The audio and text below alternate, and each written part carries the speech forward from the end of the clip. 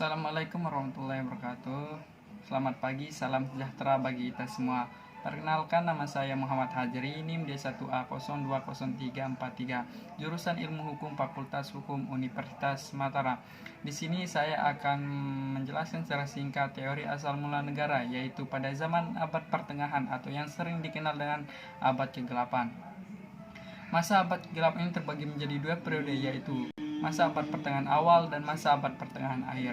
Masa ini ditandainya dengan lenyapnya berbagai gagasan kenegaraan masa sebelumnya, ketika bangsa Romawi dikalahkan oleh suku bangsa Eropa Barat dan benua Eropa memasuki abad pertengahan.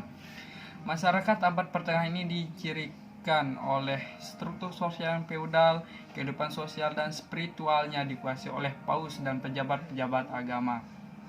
Sedangkan kehidupan politiknya ditandai oleh rebutan kekuasaan di antara kaum bangsawan. Dengan demikian, masyarakat abad pertengahan terbelenggu oleh kekuasaan feodal dan kekuasaan pemimpin-pemimpin agama, sehingga tenggelam dalam apa yang disebut dengan masa kegelapan.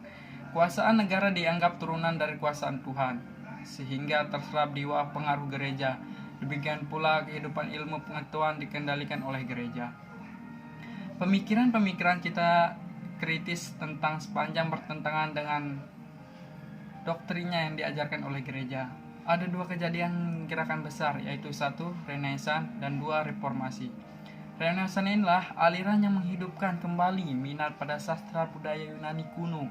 Masa Renaissance inilah masa di mana orang mematahkan semua ikatan yang ada dan menggantikan dengan kebebasan bertindak seluas-luasnya sepanjang sesuai dengan apa yang dipikirkan, karena dasar ini adalah kebebasan. Berkembangnya pengaruh kebudayaan Yunani kuno yang mendorong Renaissance disebabkan terjadinya perang salib, suatu perang antara penganut agama Kristen dan Islam selama lebih dari 2 abad yang merebutkan kota Yerusalem.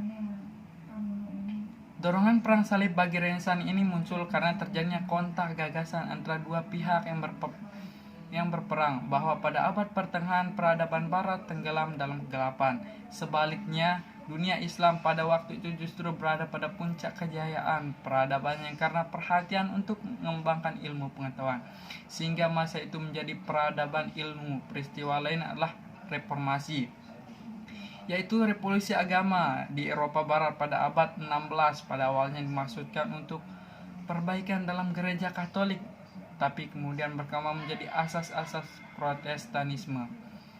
Berakhirnya Reformasi ditandai terjadinya perdamaian Westphalia, mengakhiri peperangan selama 30 tahun lamanya.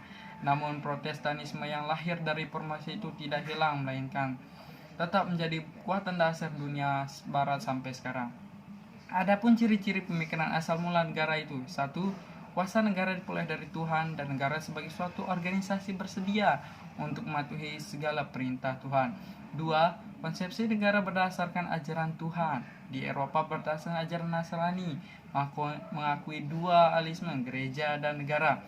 3. Sistem pemerintahan adalah teokrasi tidak langsung. Maksudnya, pemerintah adalah wakil Tuhan yang mengurusi kekuasaan, dan masih banyak lagi. Setelah Renaissance dan Reformasi mulai muncul pemikiran yang khas mengenai kenegaraan. Pada zaman ini mulai terdapat penilaian terhadap seseorang yang mampu melakukan sesuatu yang orang lain tidak mampu lakukan. Penilaian tersebut terbentuk penghargaan sehingga banyak orang yang berlomba-lomba melakukan hal yang mampu membuat orang lain memberikan. Saya akan mengambil 2 contoh. 1. Niccolo Machiavelli.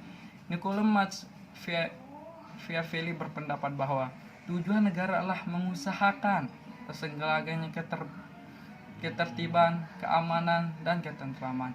Hal tersebut berbeda dengan zaman pertengahan yang bertujuan untuk mencapai kesempurnaan yang hanya dapat dinikmati oleh para penguasa saja. Niccolo memisahkan asas moral dan tata susila.